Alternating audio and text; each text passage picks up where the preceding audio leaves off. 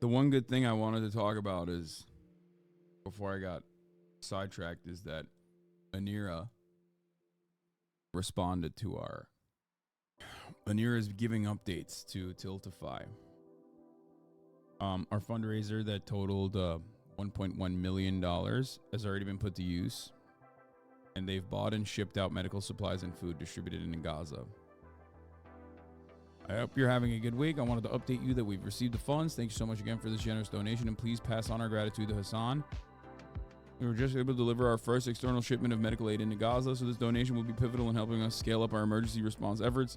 Please continue to follow our daily updates here. We've now delivered over 3 million meals to displaced people in UN shelters, and we continue our life-saving work from within Gaza.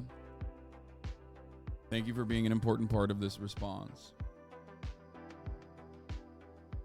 So, no matter what fucking absolutely psychopathic, selfish, drama-interested perverts have to say, they are incurious people that are, I would even go so far as to say, are immoral. They do not care about anything really, and they just care about cutting content on whatever they can. They're cynical. It's bad faith. Just stay the course. Keep your head down. Keep educating people. Keep talking about the truth. Keep protesting. Keep pushing the government. Okay? I don't know, man. I saw some dude in your Twitter reply say you kept all the money, and I kind of believe him. Yeah. Anyway.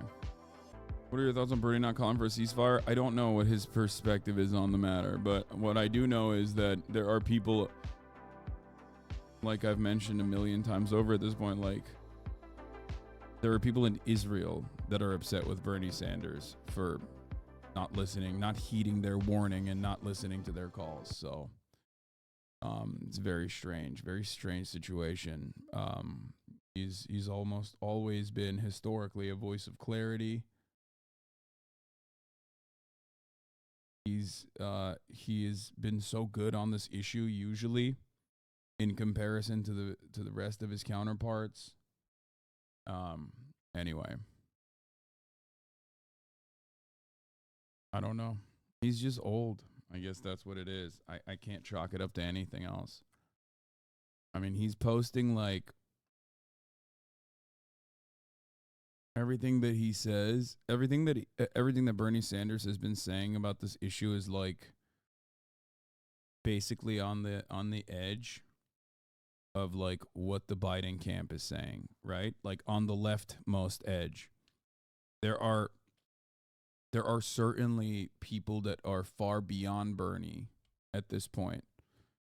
People that were originally influenced by Bernard Sanders. People who started their political journey as a consequence of Bernard Sanders. It's very odd to see, people who have always been by Bernie Sanders' side, like Rashida Tlaib, AOC, Ilhan Omar. These are the people that are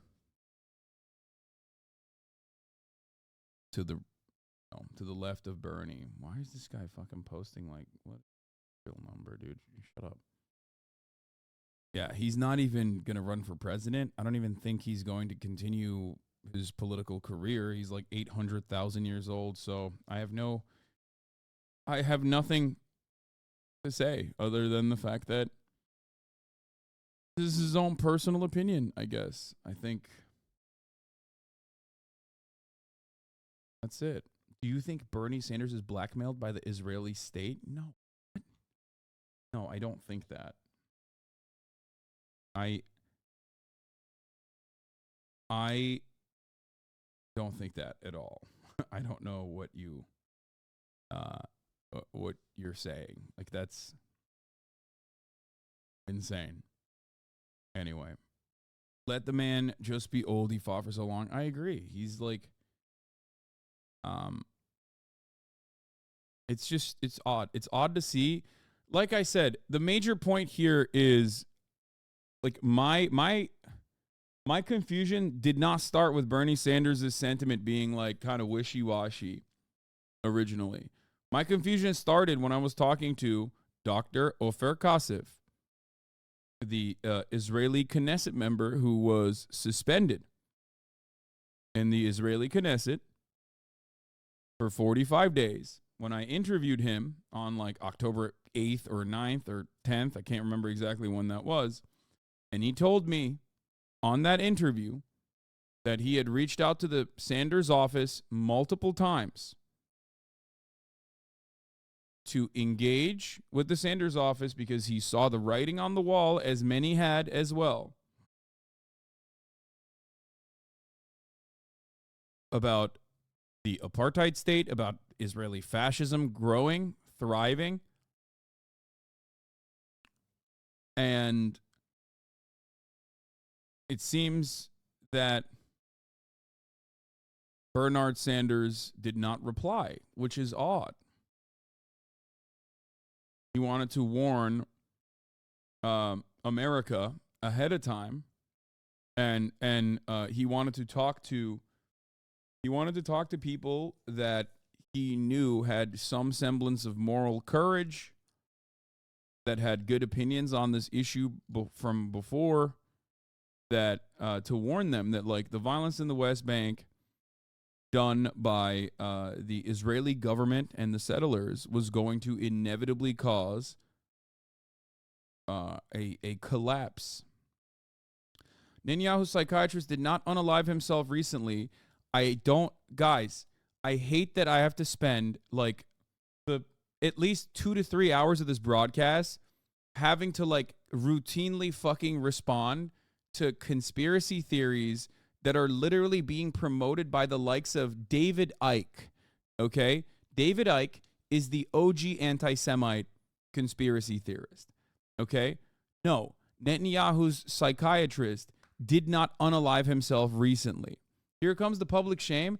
Well, I mean, yeah, just exercise a little bit of fucking media literacy, man. You don't always have to just like run with whatever you see on your timeline. The other thing is people running with the notion that it was, the Israeli helicopters that actually dropped Hellfire missiles on Israeli civilians on October 7th. You don't have to run with that. It's unsubstantiated so far. You don't have to immediately go and say that, okay? Because here's the reality, and here's my position on the matter. I think I've made it very clear. Actions on October 7th from a broad coalition of Palestinian militants that range from Hamas, Islamic Jihad, all the way to PFLP and many others, okay, led to a tremendous amount of atrocities. Like actual atrocities. There is plenty of GoPro footage that the militants themselves filmed and posted on Telegram channels of attacking civilians. There's plenty of footage of militants literally shooting, like opening up fire on whoever the fuck was on the street. There is no reason to try and deny that reality. I don't understand why anybody engages in it. Well, I do understand why people engage in it, because they want to think like, oh, this was an operation that was like, super tight. It was actually super tight. And all the fucking people that died, or all the civilians that died, Israel killed them. Like, no, that's not true. Was there crossfire? Of course. I'm sure there was. Obviously, that happens. The idea that like no civilians were harmed by Palestinian hands is crazy when you see it. The problem is there's no reason to try and deny this stuff, especially because there's no reason to deny this stuff because this violence is a consequence of the violence of an apartheid regime. This does not justify that violence, obviously, but it's also the type of violence that like even Hamas officials have reckoned with internally and have openly stated on media that like it was an accident, or that it got way too out of hand. So there's no reason for those ostensibly on the left in the Western world to take a position that is like literally further to the. I don't even know which point where you would line up ideologically on that situation. Okay, but like there's no reason to try and deny the atrocities. It's just ridiculous, especially when a lot of it is well documented. Like I don't agree with that. I don't agree with this idea. Okay, until there's more information on the helicopter footage that everyone is like now posting as though it's like a major own, there's no reason to talk about it. Do you think the unreleased footage that's going to be released at the private screenings in LA and New York are going to have meddled with content? Why did they withhold it for so long? What do you think?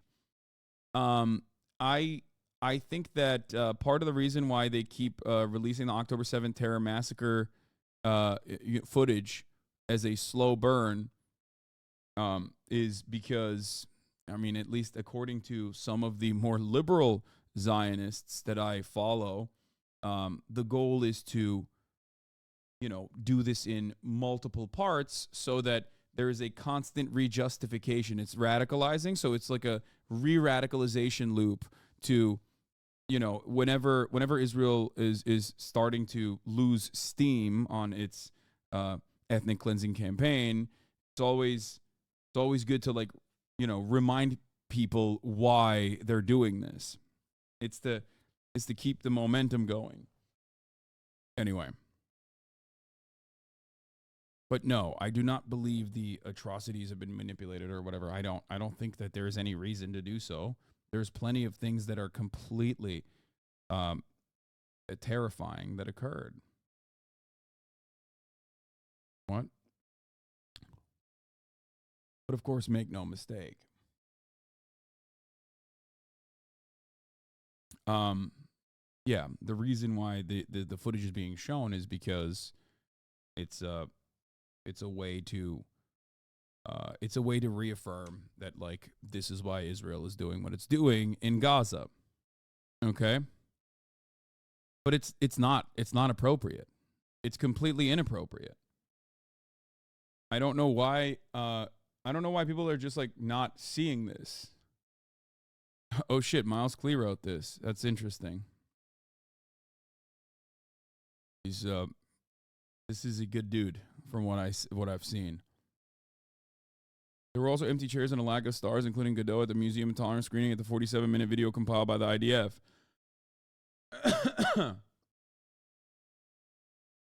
Most Israelis you call liberals are more conservative than most American moderates? Yes and no. When it comes to the Palestinian question, yes. A lot of Israeli liberals are more conservative than American moderates, I guess. Except if you put an American moderate in that situation, they would be just as violent and just as bloodthirsty. I'll be real with you. It's a propaganda loop. And it's also like the real fear that you feel. You're Israeli, okay, but you don't know what the American moderate would be in your shoes, is what I'm trying to say. But then also there are a lot of Israelis who are more progressive on these issues, on other issues. I mean, sorry.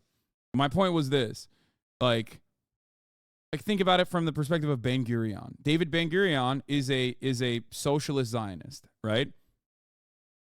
Like there are plenty of people who are like way more to the left on, I don't know, defending social programs or whatever for Israeli citizens while simultaneously maintaining an apartheid structure. It's just like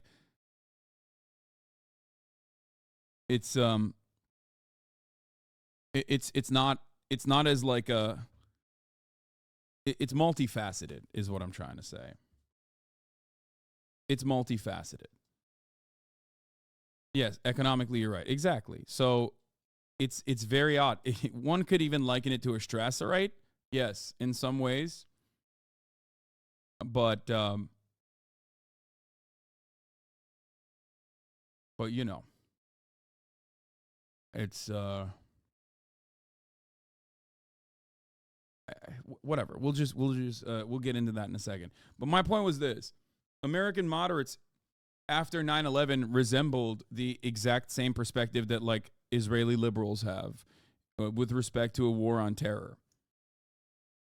So, just as how it goes. So, something to think about. That letter from the Israeli progressives chastising West and left was an utter disgrace. I didn't see that, but I also saw 100 doctors in Israel write a letter demanding that they bomb the fucking hospitals in Gaza, which was psychotic. Like it's insane, completely insane. It's not even. I don't know how to manage that in my brain. I don't know how to like explain something like that. It's just a direct violation of the oath you took as a doctor.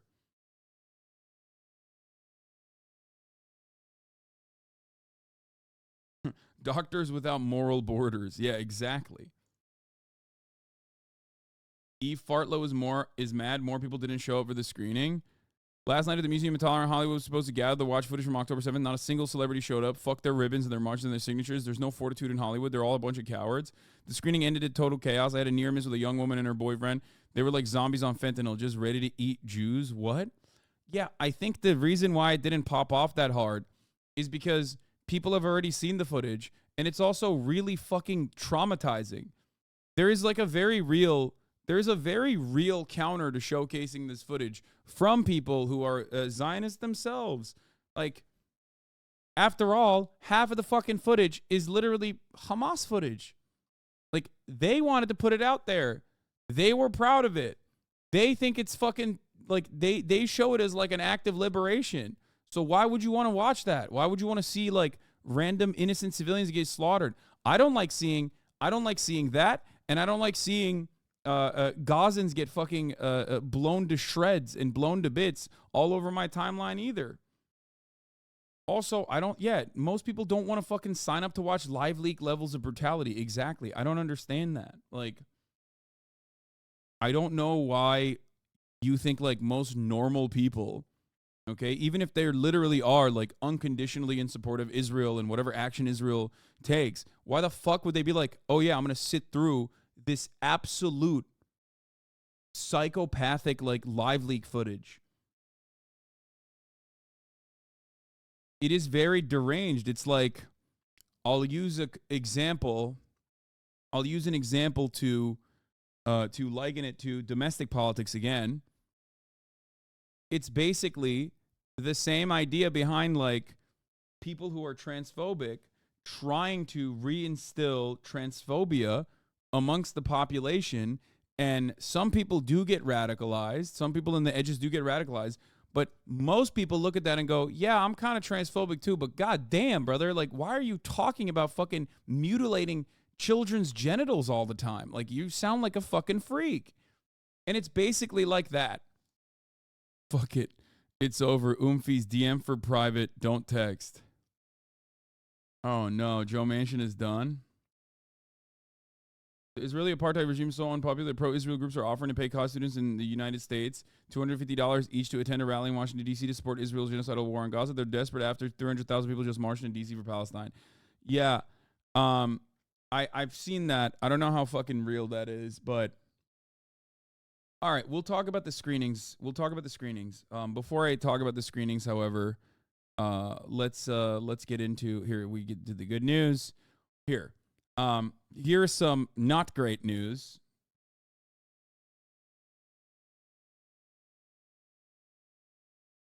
Israel has agreed to a daily 4-hour military pause in northern Gaza. My old boss loves Trump, loves Hannity, loves Carlson, but hates Matt Walsh because he thinks he's a freak. Because he is.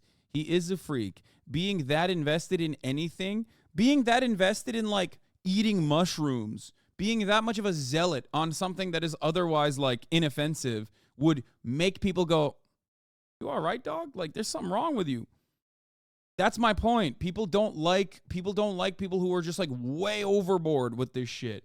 And obviously, this is not an inoffensive thing by any means. This is like legitimately a traumatizing thing to try and get people to watch. That's awesome. Only 20 hours of annihilation, not 24. Yeah.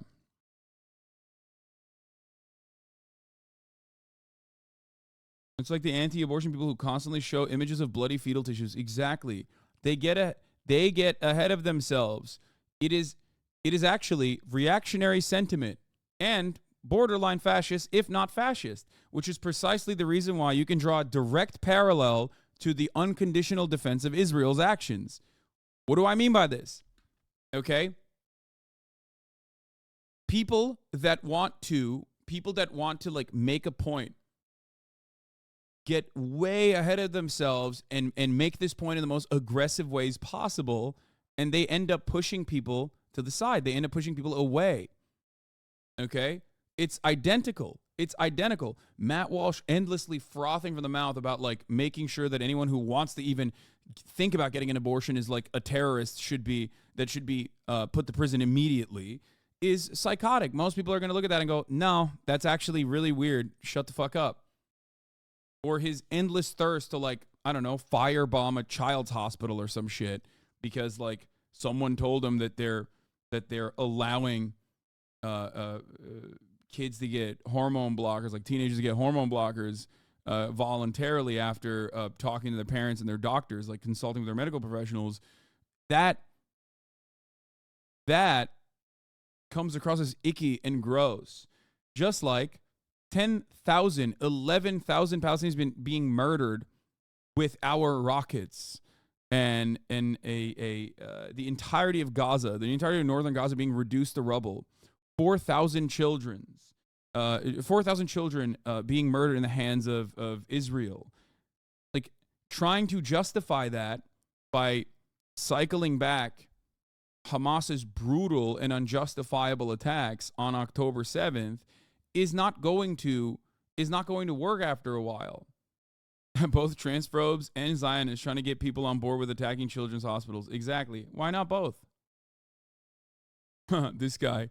Do you still collect donations for Gaza? Because I don't see it. And how are you sure Hamas doesn't get the money? No, brother. We're directly giving the money to Hamas. Okay. Fine. No, I'm giving the money directly to Hamas, dude. Yeah.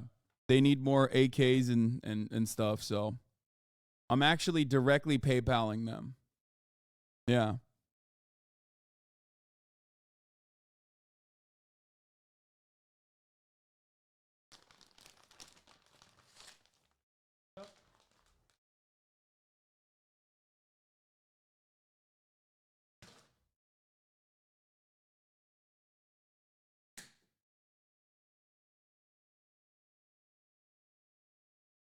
Bruh, I mean, you laugh, but you can't be sure. I'm not trolling, though. I just asked. Really, dude? How do you... Okay, here's an exercise in critical thinking. Are you ready for this? Critical thinking time, okay? How do you think these funds work? Like, how do you think it operates? Like, if I were to genuinely want to, let's say I genuinely wanted to give this money to Hamas, how would I go about it? Think. How could I go about it? Do you think that a Western, like an organization that's declared a terror organization would be able to receive donations? Now, if you were to say, oh, what if you're like giving it to organizations that are working on the ground? Like you could have just researched this really quickly and figured out that we are raising funds for 4 different organizations that are internationally recognized that are allowed to operate on the ground by Israel. Okay. Yo, I don't know. I don't mean harm for asking. No, you don't mean harm for asking, but you kind of are. You kind of are because like you're operating with the understanding, like just curious, like how are you making sure that Hamas isn't getting this money? So think. I'm not even making fun of you. I'm simply saying like think about it. Do you think that there is any way to even give? Do you think there's any way to give money to Palestinians directly? How does this process work in your mind? Do you think we just raise the funds and then they print it out? You do know that Hamas controls all people in Gaza. You know that. See, yeah, you are a bad faith dumbass. So here's why I'm going to tell you how fucking stupid you are. And it seems like you weren't actually just curious. You were a bad faith dumbass who literally thinks that this is Like we're taking out money cannons from the Rafah border, okay, and just spraying money in the direction of Hamas, and they're just like grabbing the cash, and then they're going to the merchant that sells rockets, and just clicking all and purchasing all the rockets. How do you think this process would work? So you have more. How do you more knowledge than we are? What? How you more knowledge than we are? Okay. I need you to understand something. I'm trying to be as charitable with you as possible, despite the fact that you have less than a fucking brain cell. Okay? English is your second language. Your first language is moron. I don't know what your third language is, but you literally have the worst brain I have ever encountered. Bruh, why you do that to me? I do this to you because you're fucking stupid. Obviously, we send money to 4 organizations that you could have fucking found out instead of like asking these cynical ass questions. Palestinian Children's Relief Fund, Medical Aid for Palestine, which is in the UK, okay? ANERA, which works both with the Palestinian refugees in Lebanon and also in Gaza and Palestinians in the region, okay? And the Palestine Red Crescent Society. Palestine Red Crescent Society is technically the Red Cross, okay? No, you are emotional. I just asked. I'm not emotional. Stop trolling. If you want to genuinely understand and genuinely learn, I'm going to educate you. So these are 4 organizations that are not only internationally recognized, but also 4 organizations that even Israel allows to operate on the ground, because no one can operate on the ground without Israel's go-ahead. Okay? They're currently there right now. They're actually being bombed by Israel half the fucking time. So here's how this works. We raise money. I'm not Israel, I'm Polish. Oh, dude. Ew. Okay, never mind. I understand everything now. Yeah. Why am I discussing this with a Polish man? Okay, never mind. I got it. All right. Yeah. I'm proud of you for being able to read, brother. Congratulations.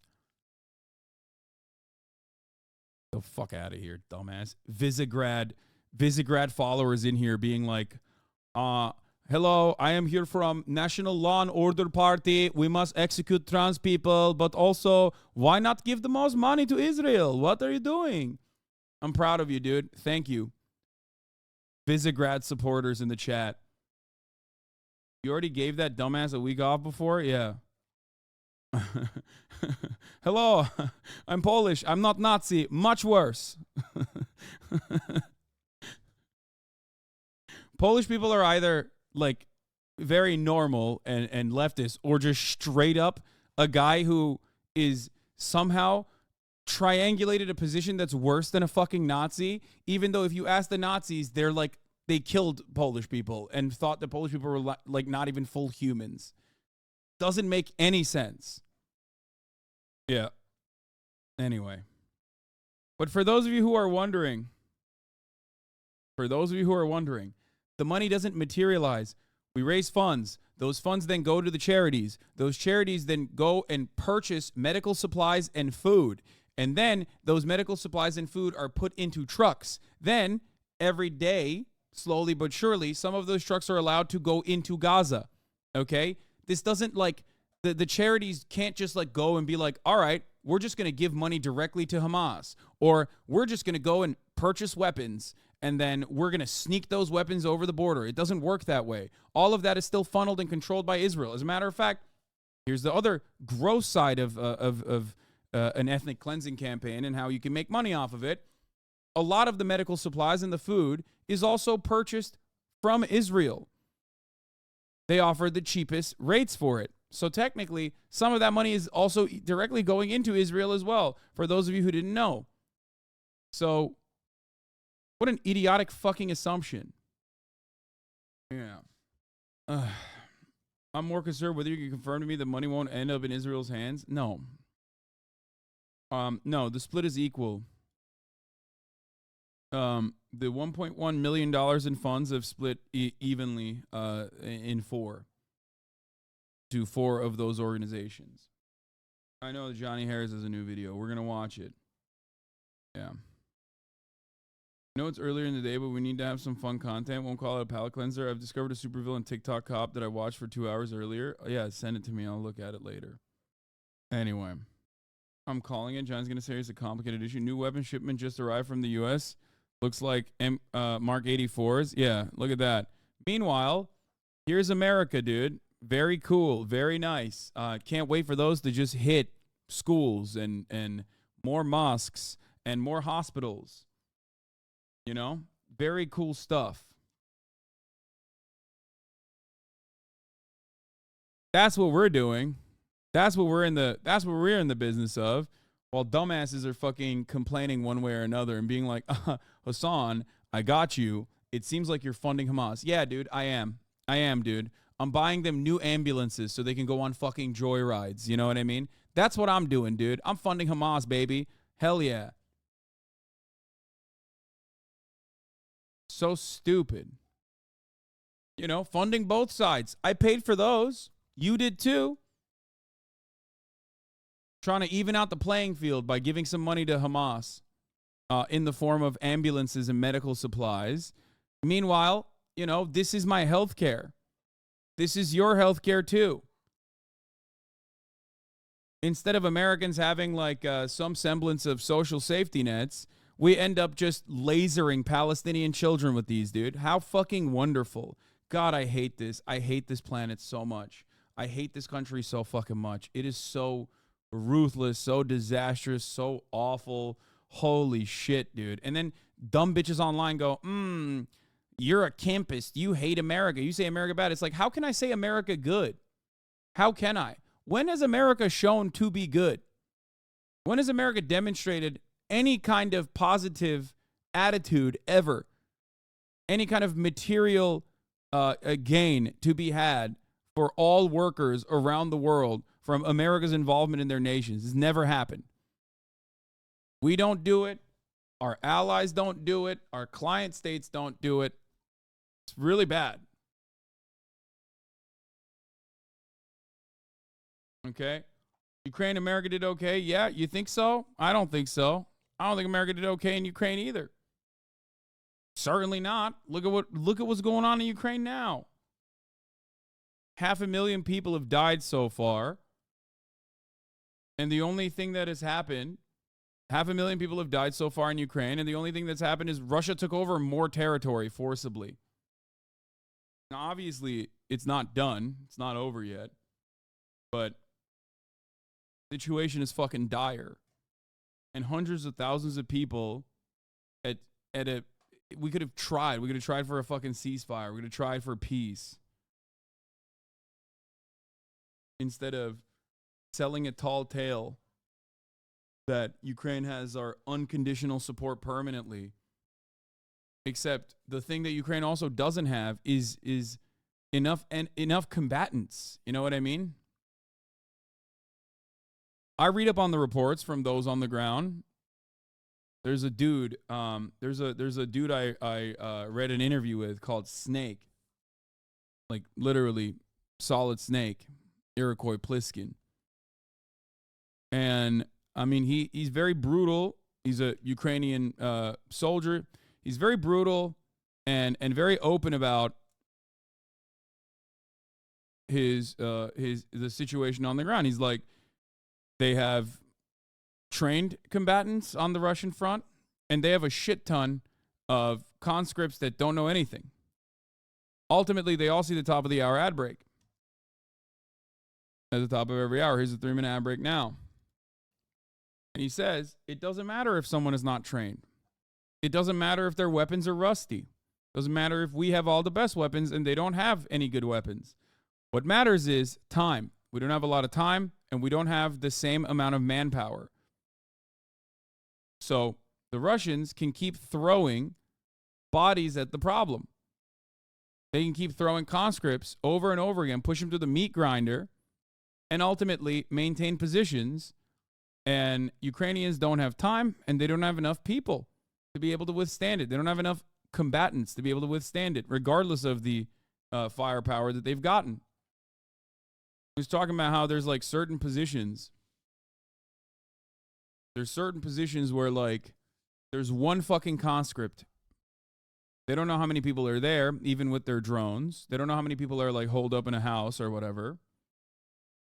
There'll be one conscript.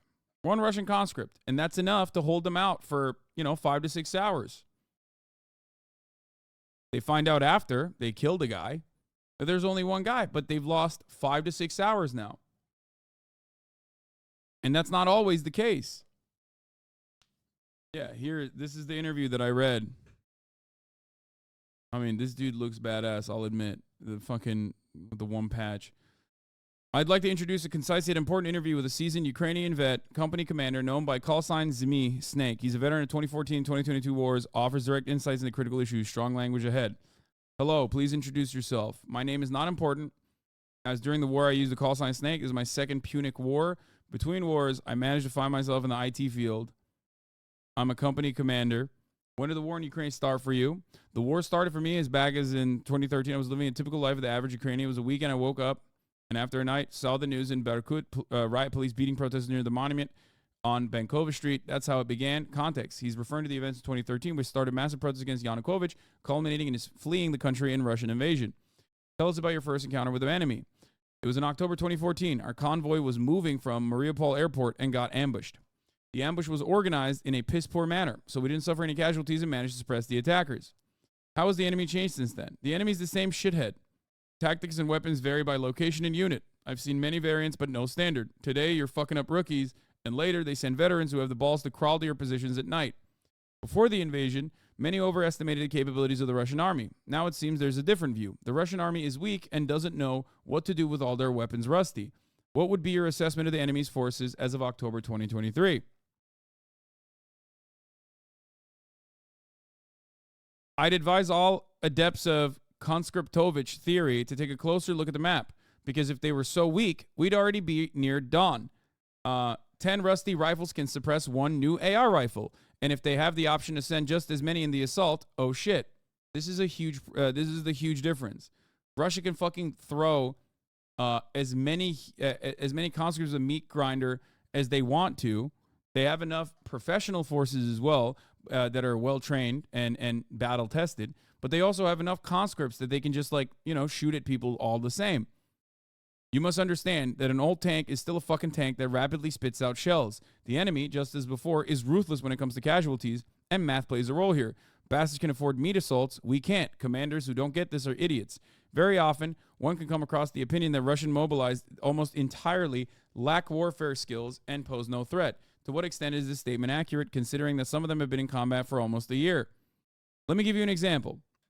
When the front line collapsed in Kharkiv region, we cornered one of them. We offered him to surrender, but he chose to fight. When we finally eliminated him, according to his military ID, he had been mobilized for just 2 weeks. But he fought and he delayed us. The fact that they are willing to fight, even if they aren't fully prepared, is significant.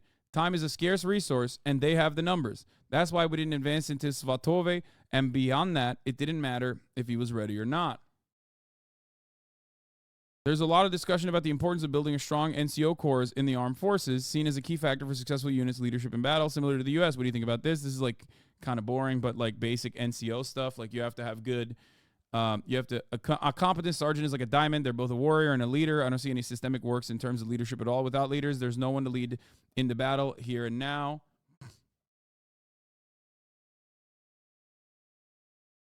Listening to this and actually thinking you're getting an unbiased, complete analysis of the conflict is wild. Do you actually believe Russians have rusty weapons while Ukrainians don't? And then you yell at us about propaganda? The average fighting age in Ukraine is 35 to 40. Ukraine doesn't have better weapons or training at this point. No, I do think that, yes, Russian forces are nowhere near as well-equipped. There are well-equipped Russian forces, but the Ukrainians have our weapons. So that's the difference.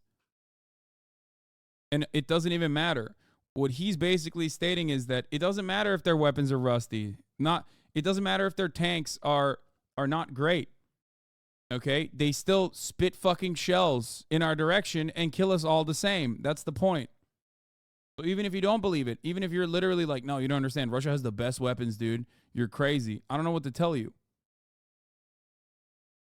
There's a reason why it has been a stalemate, or if you want, I want to have a more critical assessment of the situation, an absolute fucking disaster in the Ukrainian counteroffensive.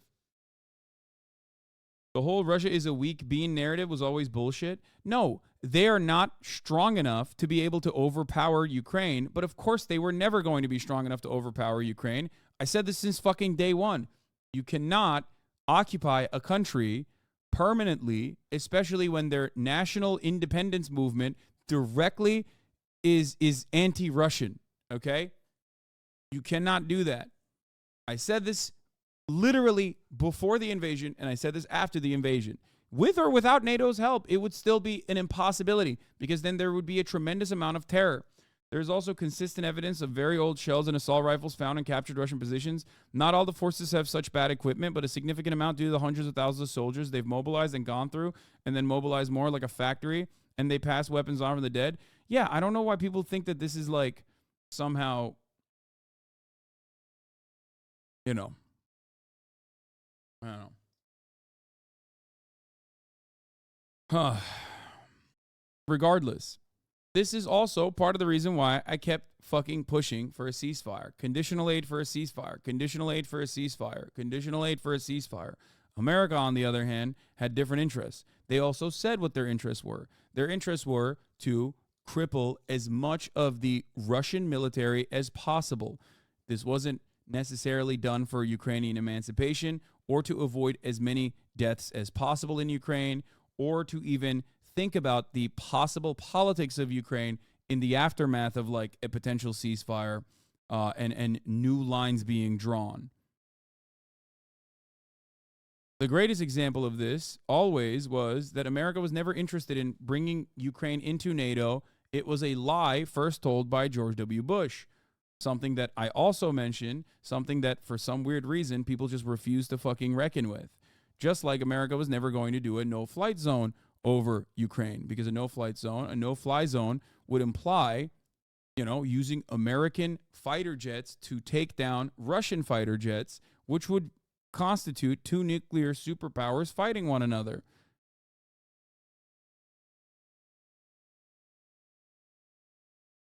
Do you think Ukraine did not want fighter jets, American fighter jets, to defend Ukraine? They wanted a no-fly zone. Why didn't we do that? Why didn't we push for that? They wanted to be in NATO. Why didn't we bring them into NATO? Clearly, there are limitations to what America is interested in doing for Ukraine. Now we know the Ukrainian counteroffensive failed due to Russian conscripts. Yes, I mean, yeah, and they mined the fuck out of that area. Everything is like shelled out. It's awful. Anyway, to them, the army operates on a vertical hierarchy, and if soldiers have no one to lead them, it's not a combat unit. It's just a mob with guns. Oh, wait, fuck. Oh, no, I did run the ad break. Okay. Okay, you can get up. Hold on. I gotta do something once.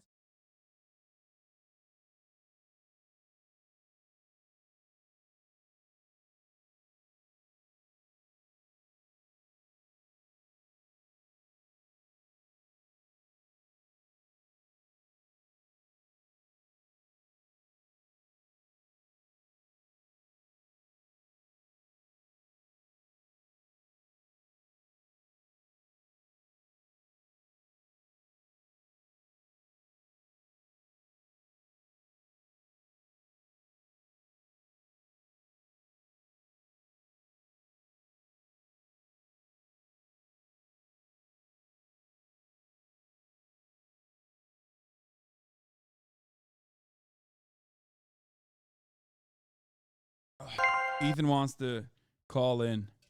He's waiting. Talk to me about a 2-state versus 1-state. Let me finish this and then I'll bring him up. I'll bring him in.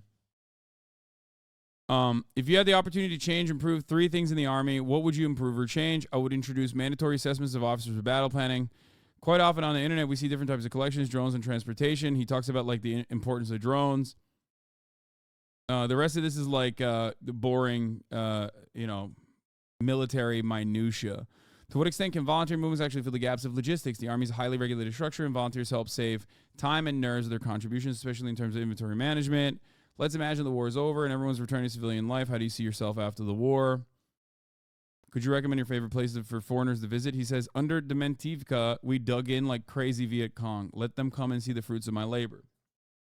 The reason why I mention this, the reason why I personally mention this is because, like, a lot has been said. Ask Ethan about Film the Police LA. He had him on yesterday. It was really good. Wait, really? He did? Have you ever discussed how the U.S. supports Israel because they believe evangelicals are waiting for the rapture in Israel? I have, but that's not the major reason why America is supporting Israel. All right, let me bring in Ethan. Oh, he is. He's... All right. Hello? Hello? I'm calling him, but he's not picking up. This man is such a fucking boomer. It's hilarious. Okay, I'm going to call him again. Oh, he said coming. Okay. Oh, I think he picked up. Hello, hello, hello. What is your budget on nicotine gum? I don't know. A lot. I chew a lot of nicotine gum. Wait, I think he's on. But his camera is not working. And I can't hear him. And I don't know if he can hear me.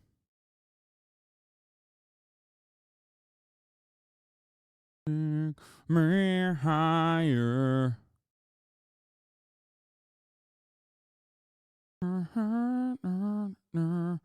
Can you take me higher?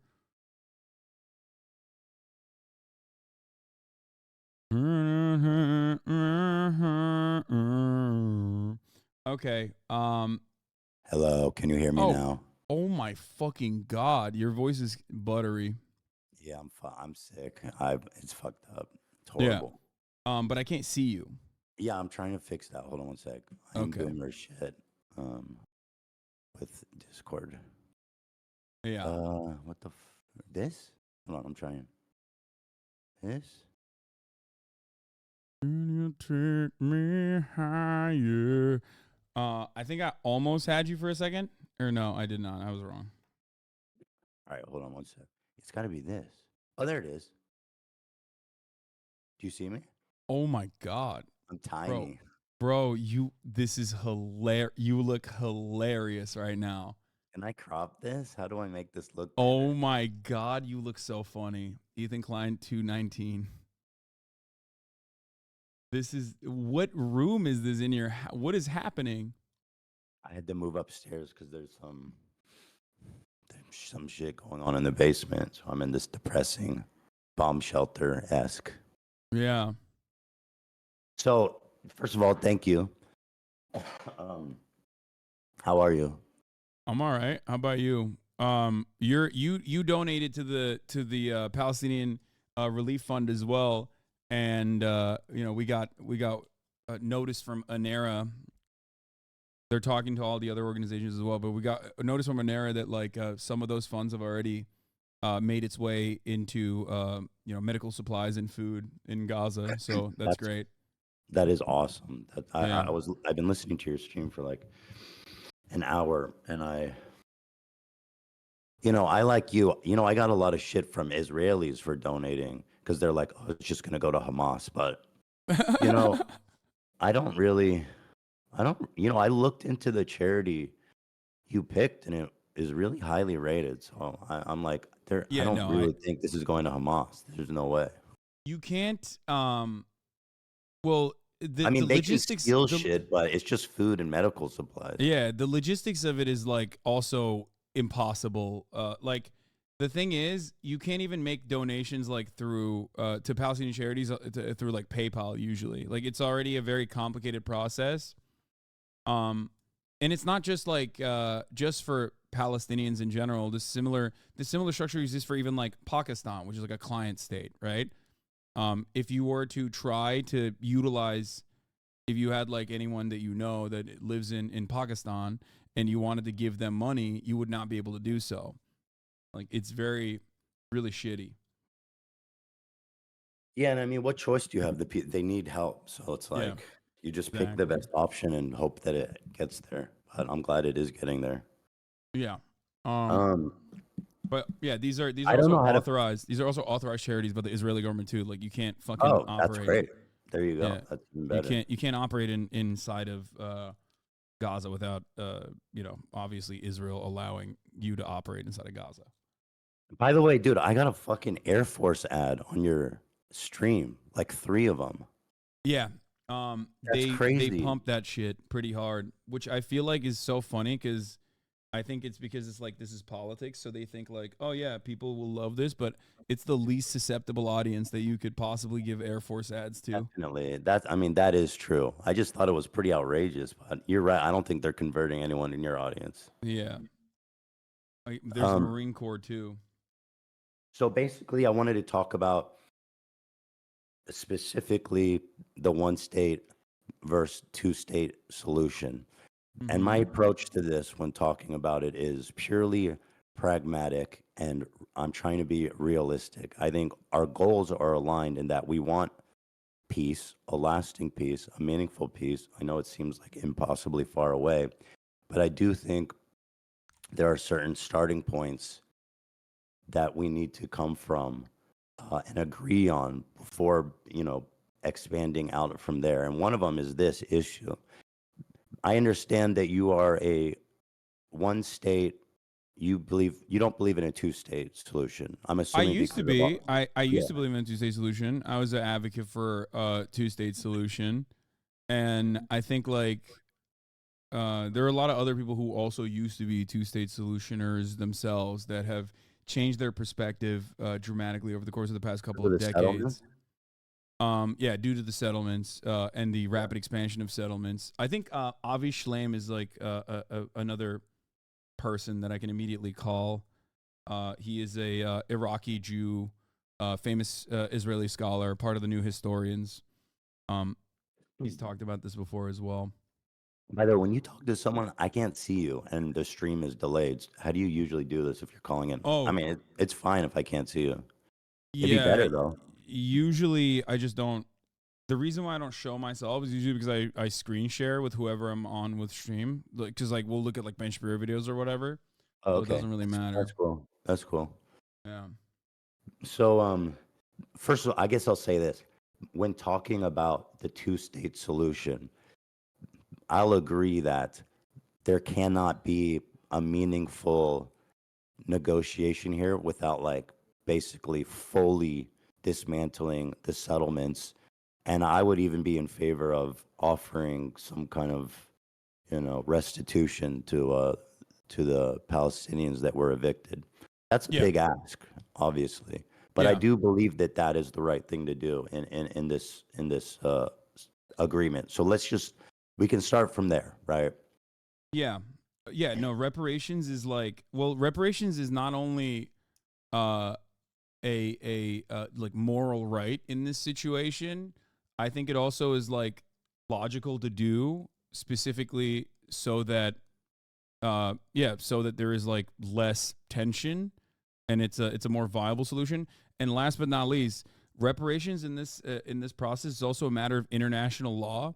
I guess the only thing that is up for contention is that the Israeli position on the matter is, we'll just hold off on negotiations as best as possible while we do settlements, but also simultaneously is the notion that like actually other Arab states should be giving reparations to the Palestinians as well. Like we shouldn't be bearing the burden of the reparations because it's their fault, because like their position is that the Nakba didn't happen and that there was no ethnic displacement and the Whose Palestinians opinion is that? voluntarily left. This is the Israeli government's broad position. Oh, yeah. Obviously, there's Well, varying degrees. yeah, obviously we would need a completely different cabinet as well Oh because yeah, the of one right course. now is, I mean, I believe that Netanyahu and his cabinet are, you know, one side of the same coin with Hamas. They're both obstructionists and violent fucking lunatics. So, starting with all that established, my question to you is this, and again, approaching this from a fully realistic perspective, what do you think would happen in the region that would result in Israel conceding to a one state solution? Oh, that's a great question. I think one of the greatest things that could happen in a one state solution is that you completely limit, obviously we're talking about like a hypothetical future that is like very far away, but you completely limit Iran's power and exertion of influence over militant factions that are being currently used as a destabilizing force against Israel. The other states are not all that important, with the only reason why I talk about Iran is because Iran is the only regional actor that is like genuinely anti-Israel. They see Israel as an expression of Western influence in the region, and of course they will use, like, they have Hezbollah, another Iranian-backed movement that became a political party as well, as a consequence of like Israeli incursion in Lebanon as well in the civil war, and these are all opportunities for Iran to push back. By way of Syria, by way of Iraq, by way of Lebanon, by way of the Houthis in Yemen, that they would not be able to utilize these militant factions if there was a permanent peace solution. So I guess I'll ask the question again, because I'm not sure if it was answered directly. But what do you think could happen in the region that would result in a one-state solution?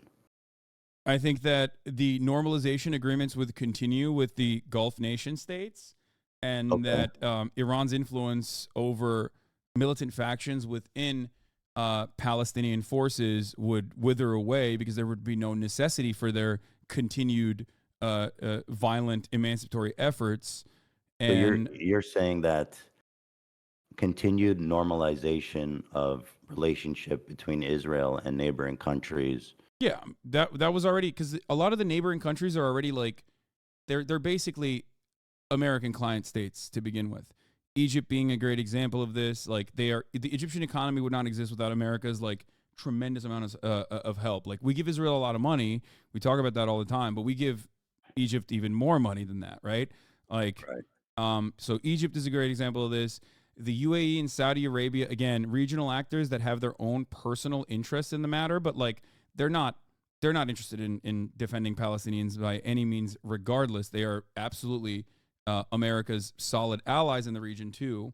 So most of those countries are pretty much designed in a way, like if we're talking about Jordan, directly designed with European influence. Again, another country that's like a holdover state, basically. These are all countries that will go along with the. These are all countries that will go along with whatever America's interests are, as long as America can reinforce its hegemonic power in the region, and genuinely is interested in developing a new relationship with other regional powers.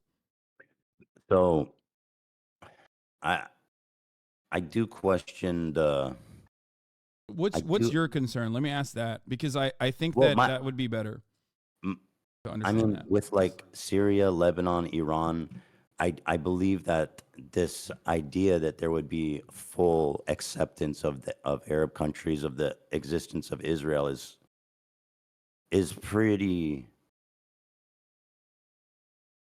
idealistic. Do you know what I mean? Oh, you think, you're saying that you're worried that Lebanon and Syria and other regional actors that are backed by Iran, Yemen being another one, the What, Houthis, what my would not accept an Israeli state if Palestinians were absorbed into it, and would be a singular state with Palestinians getting like democratic. Well, it's not that. It's there would need to be some meaningful and I mean something we've never seen happen in that region ever before Israel would say, "Okay, we're going to dissolve our state." Because that again, you have to my concern is that people that say they want a one state are basically, in a non-starter conversation. It's unproductive almost. I find it so unlikely to happen. So, Well, like the other issue is like so Can I first we can need I can I cut in go here ahead. real quick before Yeah, go ahead. we move on from that? So there already is a one state. Like, the way I see it, the actual legitimate reason as to why I don't believe in a two-state solution any longer is because there is a one state, right? And that one state is an apartheid state. It's a constant Israeli occupation in the West Bank, and constant control over Gaza as well, which has been a demonstrable failure for Israeli security. Obviously, you and I agree on that. But my solution, basically, when I say I want a one state, is it, first and foremost, a moral one, because I do want the end to the apartheid, so that Palestinians can have recognition, it can continue a life of dignity, have autonomy, and participate in a secular democratic process. But but the alternative is, the way I see it is, like, is it a one state that is an apartheid, or is it a one state that doesn't have an apartheid? And You're so saying it there, could still be the state of Israel. I don't care what it's called. I have no interest in discussing that. I care more about, like, human beings that live there. I guess, it's like this idea that of Israel normalizing relations with all of their neighbors is just like, when can that ever happen? Because if we're going to have a conversation like right now about, the best path forward to peace for both groups, that just doesn't seem like. And then here's another aspect, is that it if you were to basically remove the all the checkpoints and walls and barriers and blockades and all that stuff, do you, and again, I'm not saying it's right or wrong, I'm just coming at it from a very pragmatic perspective, do you think there would be more or less violence against Israelis? What do you, wait? I'm sorry. In a one state solution, do you think there's more or less violence against Israelis? Is that what you said? Yes. I mean, Um, that's not exactly what I said, but it's I close think enough. I think in the grand scheme of things, it would be less. Where am I coming from this? Why am I saying this? Well, because there are good examples of an apartheid state obviously no longer existing. When we look at South Africa, as a matter of fact. But also, on top of that, one thing I want to go back to, you said, like, Israel's allies, or Israel's, like, regional enemies they constitute a threat, right? Well, they still currently constitute a threat. A one state solution just eliminates, like, one internal faction that is an ever present danger. You're And you're you're telling me if we were to lift the blockade and the wall around Gaza today, there wouldn't be more violence against Israelis? I 1000% look to what has happened in the past throughout history in similar formations, where there was, like, a lot of things that we consider to be completely morally unjustifiable.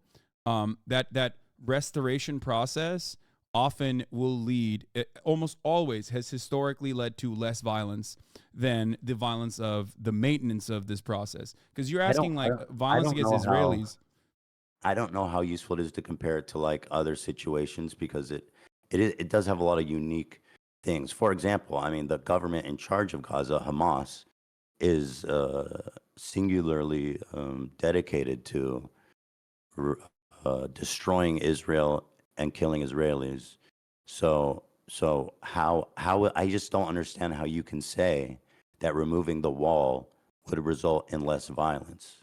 because That doesn't make Hamas sense to itself me. because Hamas itself is a mere expression, and simply one militant faction amongst the sea of Palestinians, 5 million of them living under the occupation, under the A lot apartheid of Hamas. regime.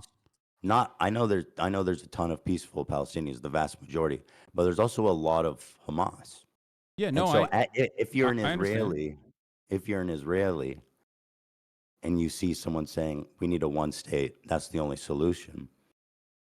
The Israelis are going to see, okay, we're going to remove our walls, we're going to remove our checkpoints, and it's going to be suicide bombs in our cafes and buses again within the matter of days. Well, with the walls and checkpoints, October 7th still happened, right? So it's more of a matter of, like, it's more of a matter of whether the ceasefires have worked successfully, and usually the ceasefire process is, even though it is led by Hamas on the Palestinian front, is still relatively successful. That's one thing. But I do think that comparing this to other historical events is important, because, I mean, chattel slavery was truly a continued form of unimaginable, untold amounts of genocidal struggle, where, African people were ripped away from their homes. You know the stories.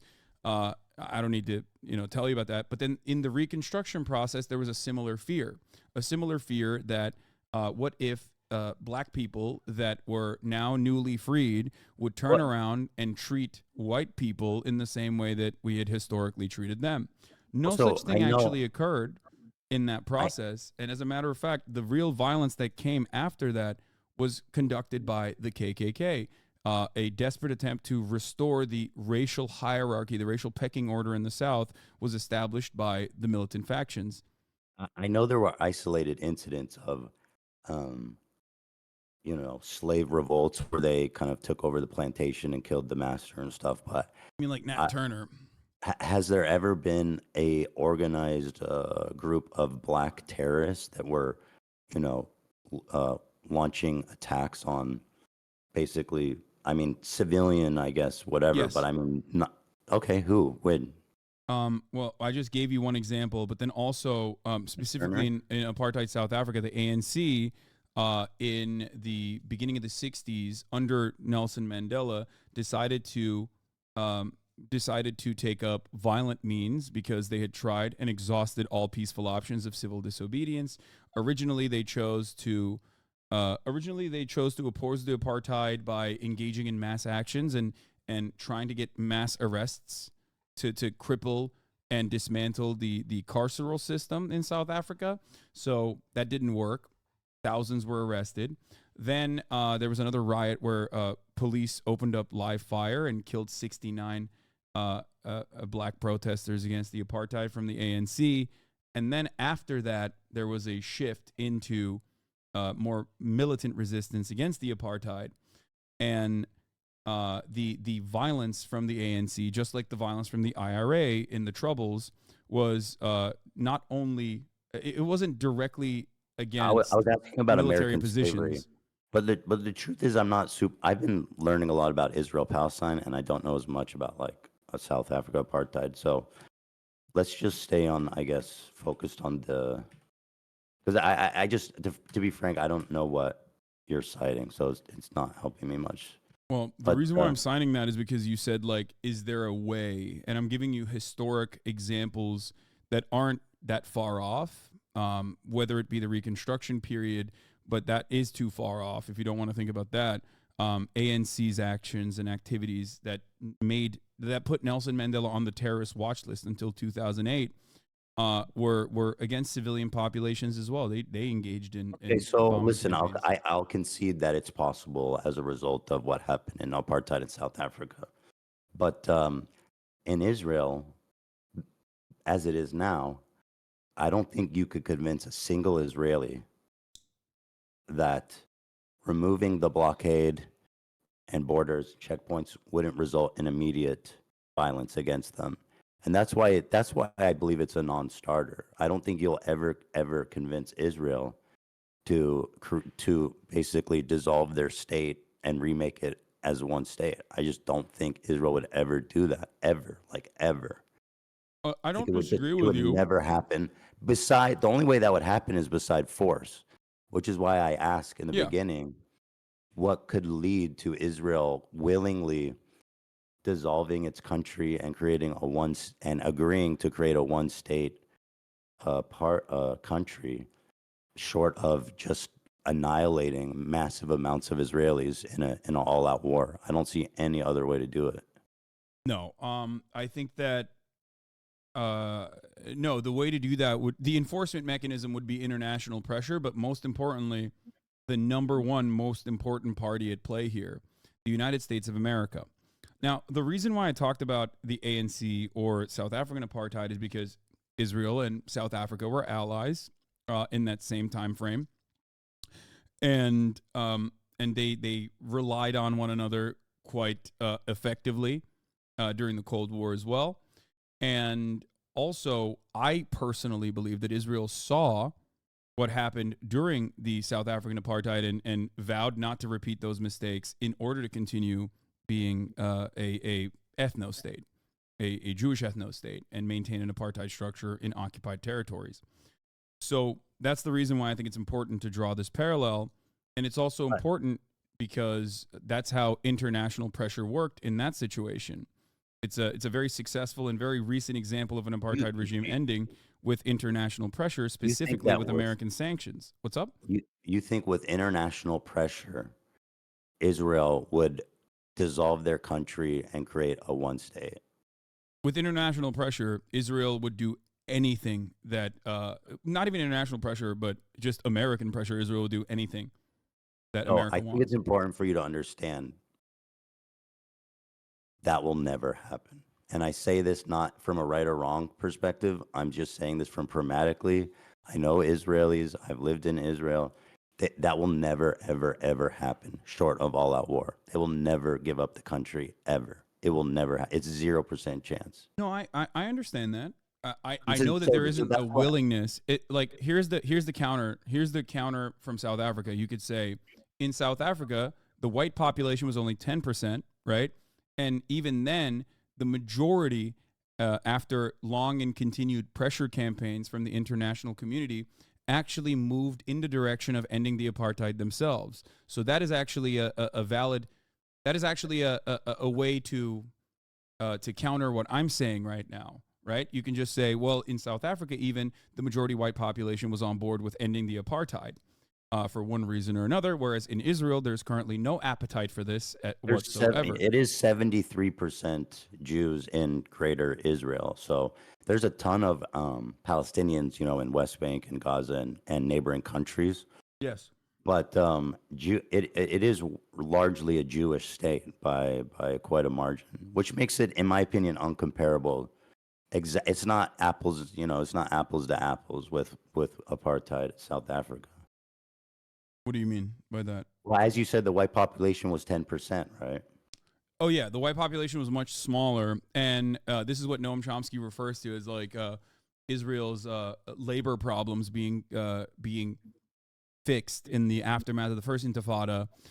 Israel relied on obviously the Arab population to do the labor in many cases, like cheaper labor. And after the first Intifada was fought with strikes and stone throwing and the like, um, Israel moved in a different direction. That's why there's like a new population of a labor force that is often imported in, whether it's Sudanese refugees or whether it's Thai workers that are able to work like a cheap labor I feel force like that you're isn't not. I the feel like Arab you're one. not understanding or uh, not understanding. I don't mean to say it in a condescending way. I don't mean like that. I just mean like you're not engaging with this idea that Israel will never give up its state short of all-out war and violence. It's not about Israel giving up its state. It's about Israel dissolving the apartheid structure and allowing Palestinians to also be a part of its democratic So process. then that's what And I I go do back understand that to. there is an appetite. I do understand that there is no appetite in Israel whatsoever from the 73% Jewish population, especially in doing such a thing. I totally get that. There's two considerations here, or three actually. One is the moral one. I think you and I both agree that that is like that would be a good thing, right? Ending the apartheid would be a good thing. The Yes, second we agree. consideration is a matter of international law, and the last one is obviously what this would look like in practice. So when I talk about the morality of the situation, I think you and I are both in agreement. But when we're talking about it in a practical application, you have concerns, but concerns that revolve around Israel not wanting to do this and fighting against it tooth and nail, right? They will Yeah, literally, it will never happen. I completely understand what you're saying. I agree that as it stands currently, that the Israeli government would refuse to do this. The Israeli population Well, would yeah, not the be people, receptive. everybody. Yeah, the Israeli population would not be receptive Yeah. to it.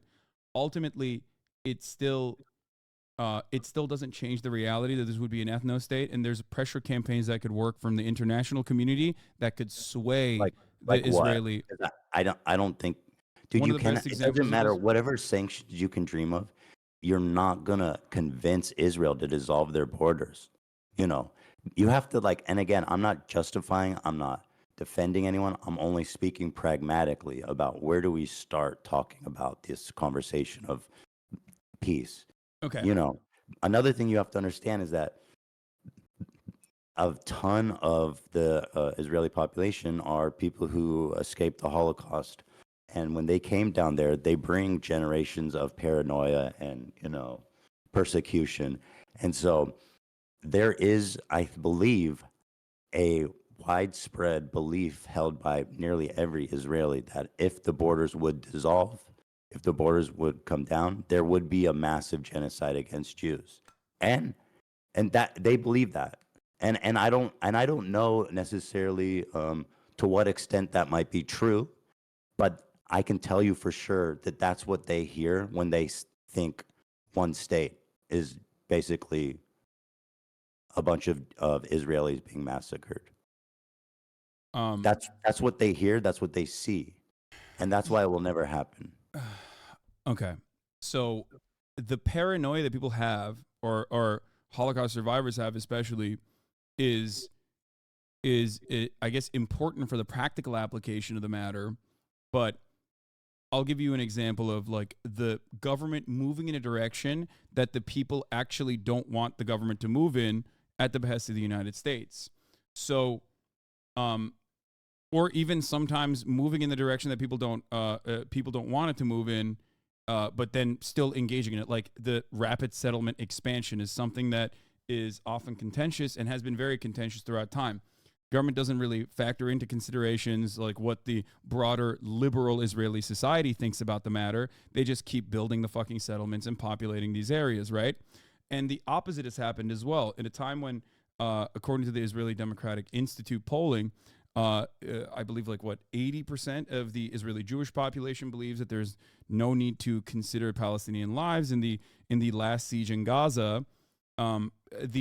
The government has taken steps that some people would find to be inappropriate in opening up humanitarian corridors so that you can bring in supplies. Defense Minister Yoav Gallant was asked the question in the aftermath of the first day of the Rafah border opening so that they could bring in trucks and trucks of supplies into Gaza. They were asked, "Why are you doing this?" To which Yoav Gallant responded with, "What can I do? America told me I have to do this." In Right. That 2021, Joe Biden you got called up good. Netanyahu. What's Dude, up? letting humanitarian aid through Rafah crossing, comparing that to dissolving your sovereign border. Come on, No, of course, it's not a one-to-one comparison at all. I'm simply stating that a something as 1 to 1 trillion comparison. minor as that, all the way to all the way to ending a siege is entirely up to the United States and what the United States is letting Israel do and allowing it to do. What pressure could the United States exert over Israel that would be so powerful that they would say we have to dissolve our country? First of all, I don't believe that this would be a dissolvement of Israel as a nation state. It would simply allow the Palestinians that are currently under occupation to be also a part of the democratic process. And it also would not happen overnight either. But if you're asking me the question, it's sanctions. It's the Like shutting what? off the money faucet. It's shutting off bombs. I mean, we were just looking at it. You said you were watching the stream earlier, so you probably saw this already. But like, we shipped two different, I think, mobile. We shipped two different mobile Iron Dome trucks into Israel. We are consistently shipping in Mark 84 rockets into Israel so that they can directly use this on the offensive. By the way, like this is not even a defensive weapon that they have. This is specifically so they can engage in offensive posturing in the Gaza Strip. So, without America's involvement, Israel would not be able to behave in the ways that it has so far. America could just as easily tomorrow, with one phone call, turn on, call Bibi Netanyahu and say, "Enough, cut it out, you're done." Joe Biden has done this in 2021. Even Ronald Reagan has done this in the past. George W. Bush has done this, or George H.W. Bush, sorry. So we have a lot more say on what Israel gets to do than vice versa. So your Um, statement is that if America stops selling Israel bombs and arms, then Not just they that. will they will um I say dissolve the country because, again, that's how the people in Israel are going to view this. Mm-hmm. Um, it won't be the same place, for them, and to them, their security is paramount. We're not selling the weapons, brother. We're just giving them weapons. Okay, It's but you don't think that Israel could get bombs from other places? um Is certainly, but Israel is our ally, and Israel relies a tremendous amount on U.S. aid, right? To the tune of $4 billion, but also Israel engages in a lot of trade. For example, in 2013, Israel was offering weapon schematics, U.S. weapons to China. America stopped that, right? So, like, Israel does have global partnerships, but many of those global partnerships are still almost entirely managed by the United States. So, the way I see Israel is not necessarily like an independent nation state, but simply like an American state, a very important state too, like not like fucking Montana, like an actual American state that Americans care about. that Montana? More like New York. We love the people from Montana. We kid them, but we love them. But so for that reason, America has complete control over Israel's trade relationships. Obviously, um, there are obviously times when some Israeli actions will over leverage or overextend itself that like Americans will get mad at, but ultimately they're still fine with it. Like Pegasus. Are you familiar Yeah, I with mean, Pegasus is? yeah, of course. And Israel, and I'm sure there's lots of other countries that would happily love to use that in exchange for any fucking thing that Israel wanted, if there was Yeah. to be their ties to be severed. Yeah, so like America has been very critical of the Pegasus software, right? Like because it's so invasive, the surveillance technology, and yet America also uses Pegasus. So like it's more so, it's almost always this like, hey guys, don't do that, and like finger wagging publicly while simultaneously, you know, helping So Israel I continue think doing whatever it's doing because it's beneficial America's to us. influence over Israel is great, but I think it's absolute. n- I mean, Israel was fighting to defend itself before America gave a fuck about the region. So I don't see. I genuinely think that it will never happen. Even if America was like, I'm cutting your aid, this relationship is over unless you open the borders and create this new state. It I would. think It I would think be before no. before Would America it never was the happen. British. Before America, I think it was the British, and No, there were after the British were gone, after the Palestinian Mandate, and the British said, "Fuck this! I don't want to deal with this shit." The Jews were fighting to defend themselves and their new place in that area from the very beginning, with no help from anybody. that's not. I mean, that's not true. They were shipping in weapons. Even under British occupation, they were still shipping in weapons This is illicitly. after British occupation. I'm talking about like But also, but also, 1948. Who was supporting Israel in 1948? so the Haganah, Irgun, and Lehi brigades that were at that point almost always considered like a standing army during the Nakba were fighting against predominantly Excuse me. villagers with like that had been disarmed by the British. The Zionist brigades at that point, even before England pulled out, even before the British pulled out, were being trained by the British forces. While the other side was being disarmed by the British forces. That's why there was an asymmetry to the violence even then. Over the course of the years, but specifically during the Nakba as well, 6,000 Israelis died, whereas 15,000 Arabs died, with 750,000 Arabs being Palestinians being expelled from their homes. The reason for why this happened wasn't because you had rugged fighters or whatever. I mean, they were great fighters too, but it was also because it was a broadly civilian population that was being slaughtered, and by a militia force that was trained, had weapons, had even a plane, had armored personnel carriers, whatever it looked like back then, and had much better weapons as well. So I mean, listen, what this stuff is just not comparable. I mean, if you look at the United States during 1948, there was an arms embargo during the time. Um, yeah, and they they sent in illicit weapons into Israel regardless. That's what I was talking about. They got it from France and they got it from many other areas. Can you provide a source on that? Because that's Yeah. not how I understand it went down. Okay. I Yeah, I can understand provide that you a they got source. some help and weapons from like Czechoslovakia was selling them rifles and shit, selling it to them. You know what I mean? There wasn't a Yeah. lot of countries that were willing to sell them anything, but But Czechoslovakia was one. yeah, there was an arms embargo, which meant that they were acquiring illicit weapons. Yes, this is true. From many different countries. However, beyond that, they also had access to British arms as well. That's why they had like armored personnel carriers, tanks.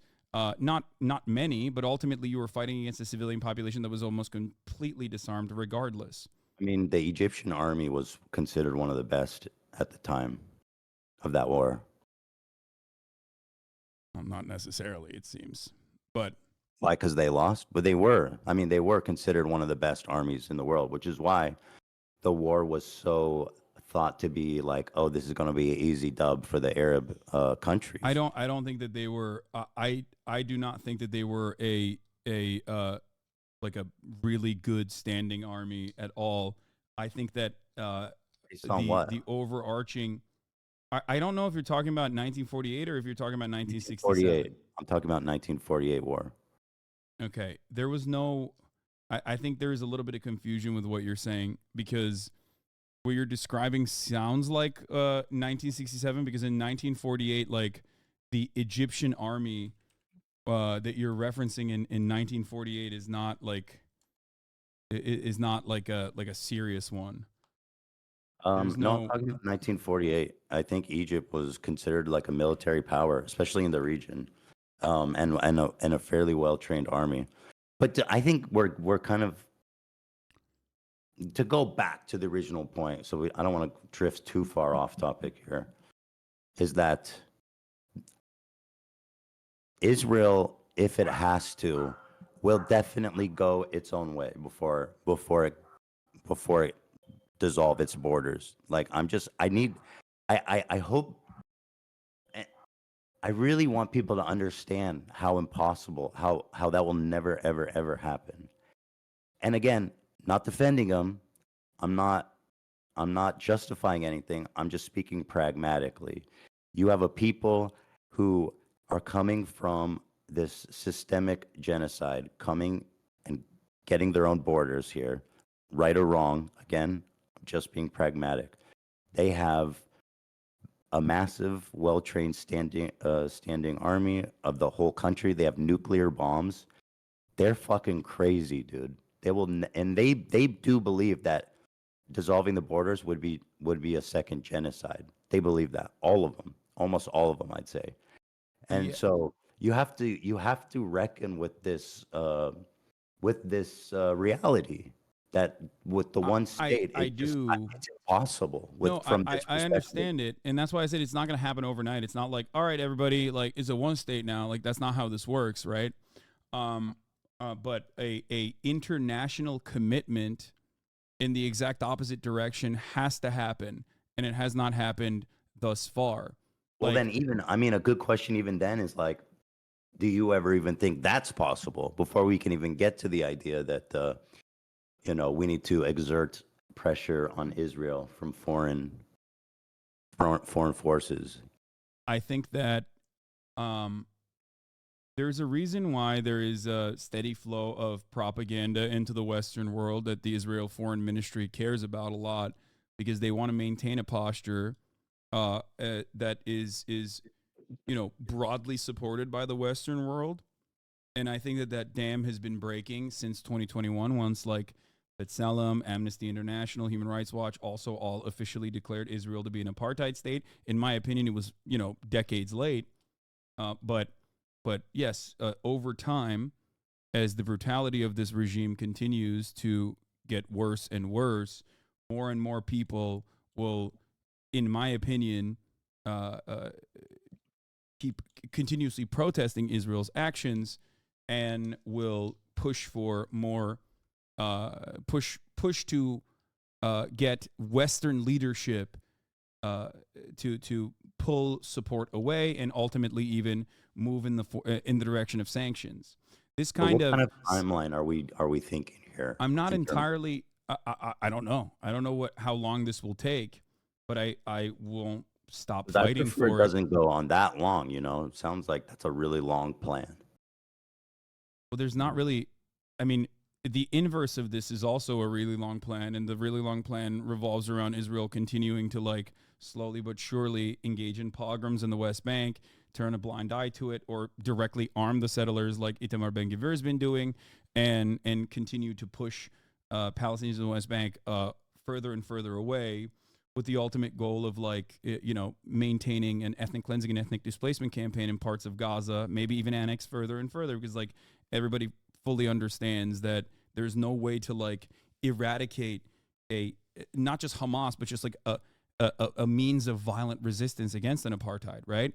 So if it's not Hamas, then it's Hamas too, right? Hamas in and of itself was not a real entity that was even remotely popular in its formation, moving away from a charity group, an Islamic charity group that like literally was getting funding from Israel as well, to an actual militant group in So 1988, to one that switched over to start using suicide bombs on civilian targets in the aftermath of 1994, the one and then thing the I Second learned about Intifada. Hamas, because it's easy to look at Israel and look at all the obstructionists to peace. I mean, Rabin, I think it was Rabin that was executed, right, by a Yes, fucking Yitzhak psychotic. Rabin. And they were so close. They were so close to peace. Um, but Hamas actually rose to prominence in opposition to the PLO peace talks. That is why That's a great. they came out, is literally to derail the peace talks. And they So went that's out a. and You're right. You're they absolutely right went about that. out. Hold on they went out and they started suicide bombing cafes and buses on a weekly basis, a daily basis, and they were successful, frankly. So Hamas, from their inception, has their singular goal is to not have peace, but to basically there's no compromise for them. It's only kill everybody there, remove them all. You know what I mean? So let me explain this to you. This is actually, we are very close to having the exact same understanding of the situation. So the reason why I brought up Hamas and its founding charter in 1988, which is like expel all the Jews, like kill all the Jews, or whatever the fuck they said, like the radical violent shit that they said in their founding charter, is because Hamas, out of all of the militant factions that some were violently resisting against the Israeli occupation, some of which were actually interested in a peaceful solution, like the one that you just mentioned with Yitzhak Rabin, the PLO, Yasser Arafat, the official recognition that that there was peace negotiations that would finally feature Palestinian voices at the table, changed a lot of Palestinians' minds on the issue. So Oslo in and of itself was already a non-starter agreement, in my opinion. A lot of Palestinians felt like that was fucked up. Like the conditions that were offered in Oslo were completely inconsiderate to the needs and demands that Palestinians were making. However, the two-state solution in that time frame, going from Oslo to Camp David, is directly responsible for Hamas gaining more prominence amongst the Palestinian population, never really being anywhere near close to the level of popularity that Yasser Arafat enjoyed in the first elections that happened, which was an 83% governing mandate, unimaginable popularity, which to me signals that the Palestinians were always on board with believing that Israel would offer them a favorable negotiation. And yet, time and time again, every single Israeli government, every single negotiations committee utilized the two-state solution, dangling it like a carrot, simultaneously offering very little to the Palestinians, having red lines that were considered non-starters for Israel, like Israel's own demographic concerns, while maintaining while simultaneously expanding rapidly and partitioning off different parts of the West Bank, which was occupied territory. So from the eyes of the Palestinians, they saw this as yet another instance where, okay, well, we're trying to negotiate with Israel. Yasser Arafat is trying to negotiate with Israel, and yet they're not giving us anything. They keep pushing us. They keep blocking and pushing, and using this as a means to continuously build settlements and continue pushing out Palestinians in the West Bank. And that's precisely what happened over this decade, multiple decades long process. So I do not fault Palestinians for looking at the situation and thinking, well, what the fuck are we supposed to do? Another turning point was obviously the Israel pulling out of Lebanon. This was another pivotal moment where a lot of Palestinians were like, okay, well, Hezbollah violently resisted Israeli occupation, and that occupation became too costly for Israel, so they had to pull out. Meanwhile, on the other hand, we are still occupied, and our leaders are trying to work with Israel, and the leaders that are trying to work with Israel have been given weapons, have been given training, and then they use those weapons and that training to maintain some semblance of civil governance, but that civil governance isn't actually real civil governance. It's simply being used against Palestinians. So that is the reason why Yasser Arafat's influence waned over the course of this multiple decades-long process, where everyone saw him as an incredibly corrupt figure by the end of it, and were looking for any other option that would possibly offer them real emancipation, real results. The goal for both Hamas and any other violent movement has never been to, like, wipe out every Jewish person around the world or whatever. And it's always to make this occupation as costly as possible. This does not mean that they're good guys. I would not say that. I do not agree with Hamas. I think that their actions were very brutal, especially on October 7th. Okay. But having said all of that, the goal always is for them to make this occupation as costly as possible so that Israel cannot maintain it. Right. But again, I'm not, without drawing conclusions about who's right and who's wrong. Broadly, I agree with the Palestinians. I think it's worth saying in terms of them being fucked over, obviously the hardest, and being the most entitled to peace and reparations and land and stuff. But again, okay. Let's go back. So Hamas was created in opposition. You say the peace talks back then wasn't even realistic. So yeah. This is during the most magnanimous time in Israel's history, where everybody thought peace was possible, and even the beloved prime minister, who was considered a dove, was the offer. And so again, not good enough. However, well, yeah. The dove himself was like, hold on. However, he was okay. However, looking at now, I'm just being real. Like, you have to see how impossible it is. It's just a non-starter. It's just a non-starter with Israel. It will just never, ever, ever happen. And another question I have to ask you, I guess, going along, is like, do you think a lasting peace is possible while Hamas is in power?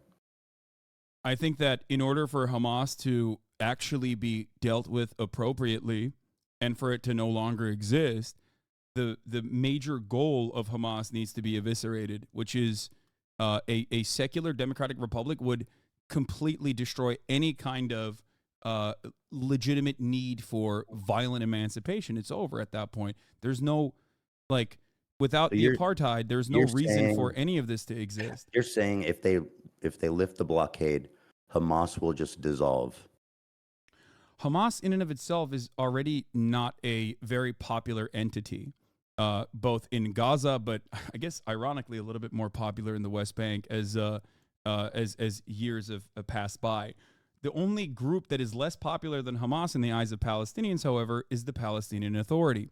To me, this is Israel's arrogance, the way that the Israeli governments under Netanyahu and under even more peaceful, supposedly more dovish leadership like even Ehud Barak, the Palestinian Authority has always been used as a part of the Israeli security apparatus. The Palestinian Authority collaborates with the Israeli government. They actually give up resistance members. They literally give up random Palestinians to the Israeli government so they can be unlawfully detained.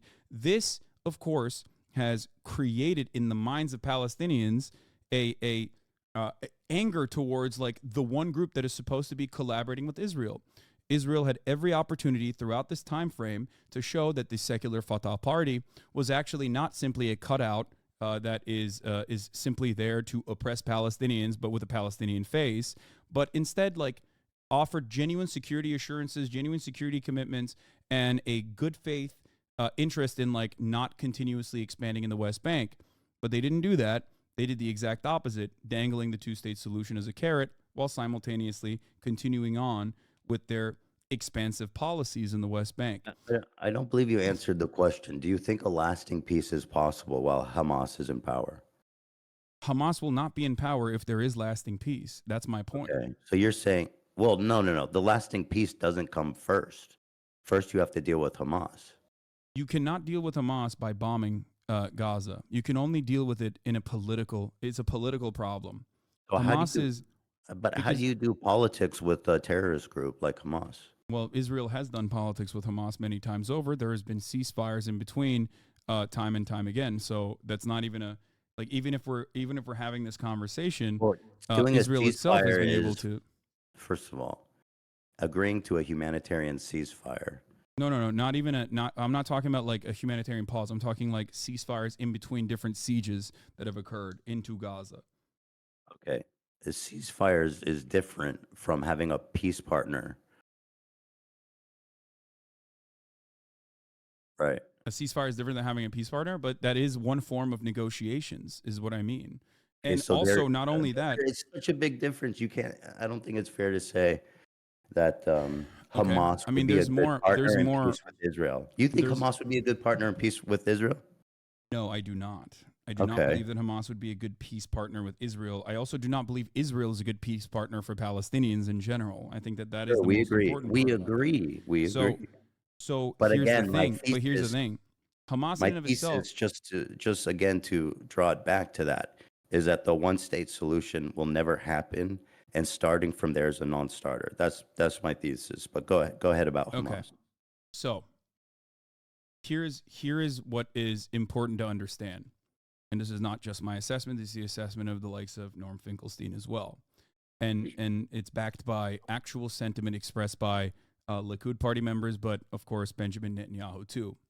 Hamas's and its existence as a violent Islamist fundamentalist cutout greatly benefits thwarting any kind of Palestinian nation-state project. This is not my design. This is the design of the Israeli government. This is something that Benjamin Netanyahu has openly mentioned time and time again as well. Last time around in 2019, where he said, if you want to thwart a Palestinian nation statehood, what you must do is only govern against Hamas, because everyone sees them as terrorists. Everyone sees them as violent Islamist fundamentalist terrorists, and we can always deal with Hamas because we control how high the flames go. Who else is there to talk to?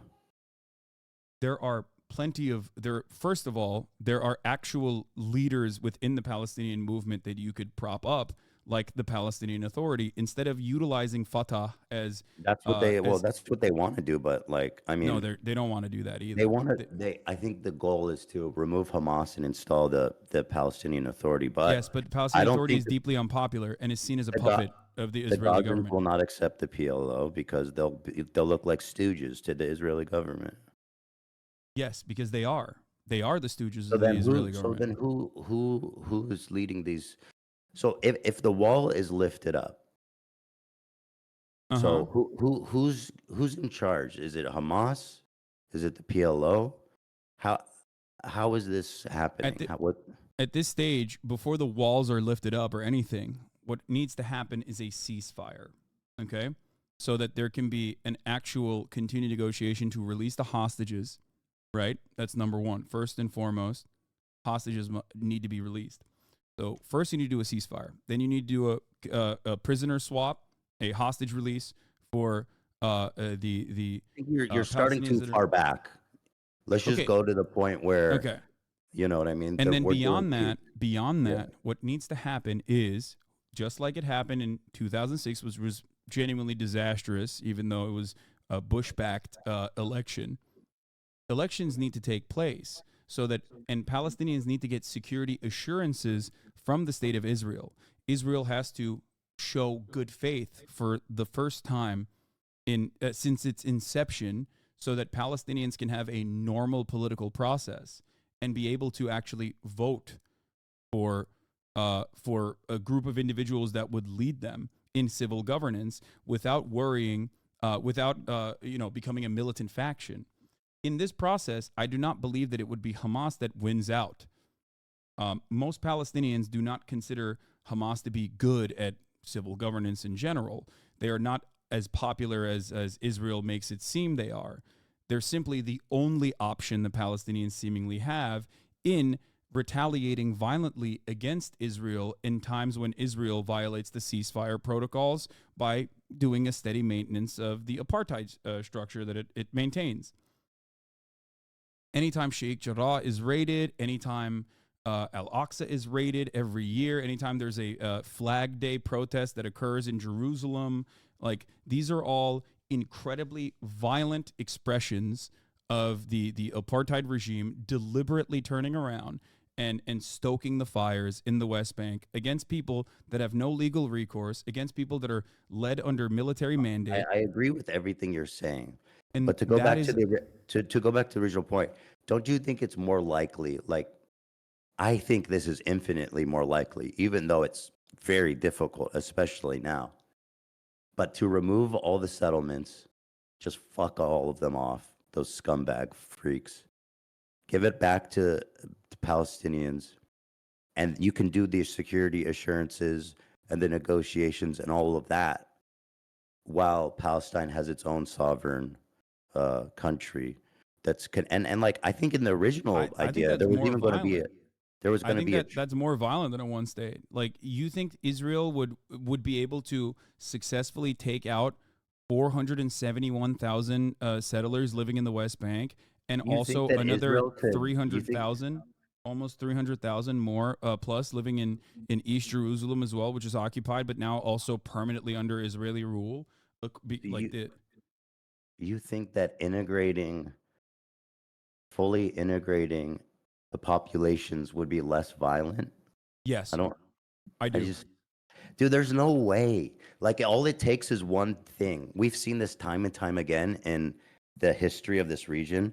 Like it just takes one thing of like a bunch of psychotic Jewish fundamentalists going and doing horrible fucking acts, and then the Palestinians respond by doing horrific acts, and then you got to all out. It takes so little to create all out war. I It's so agree. little, dude. I, So I little. agree, which is why there needs to be an international presence and a steady steady pressure to ensure that that there is political pressure applied on specifically the Israeli side to ensure that there's a lasting peace process. This has happened time and time again. It happened in the dissolution of the apartheid state. It happened with the Good Friday Agreement, that ended the Troubles, and it always will happen, because I believe that no matter how much we fight, I think peaceful solutions are our natural state. We want to fucking coexist with one another. And the example I always use is when you look at Europe. Damn, this guy's good.